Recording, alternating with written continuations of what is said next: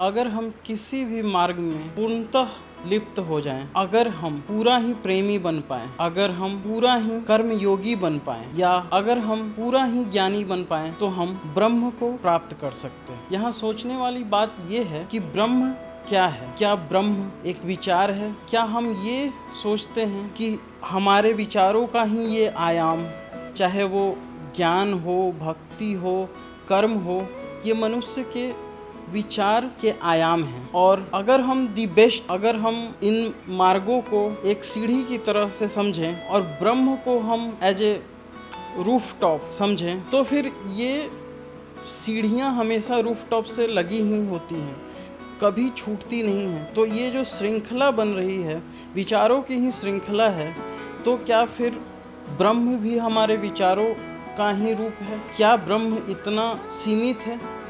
क्योंकि विचार हमेशा ही सीमित होते हैं। विचार हमारे अनुभवों से, हमारे यानी मनुष्य जाति के अनुभवों से ही निकलते हैं। तो हम ये पूर्णतः विश्वास कर सकते हैं कि ब्रह्म अगर कुछ भी होगा, कम से कम वो हमारे विचारों का शिखर तो नहीं होगा। दूसरा इसमें सोचने का, ये हमें सोचना चाहिए कि कोई आदमी सिर्फ भक्ति मार्ग से ही क्यों जाए।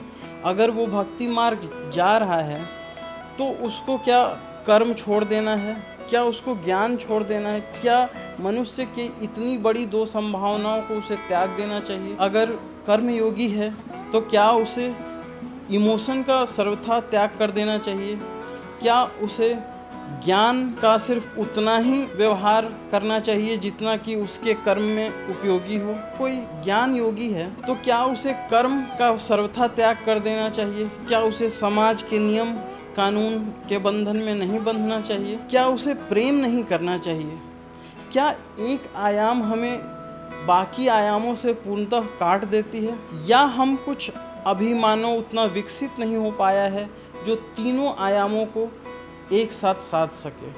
क्या एक ऐसा फूल ना खिले जिसमें कि कर्म भी हो, ज्ञान भी हो और प्रेम भी हो? मनुष्य को आगे इसी विषय पर चिंता करने की आवश्यकता है कि एक पूर्ण मनुष्य बनने के लिए, जिसमें कि सेंसिटिविटी हो, जिसमें शार्पनेस हो कर्म के लिए, और जिसमें विवेक हो कर्म और प्रेम को साधने की सोच और खोज के साथ, आप भी इस मुद्दे पर सोचिए और आपके जो भी विचार हों, प्रश्न हों, हमारे साथ जरूर साझा कीजिए।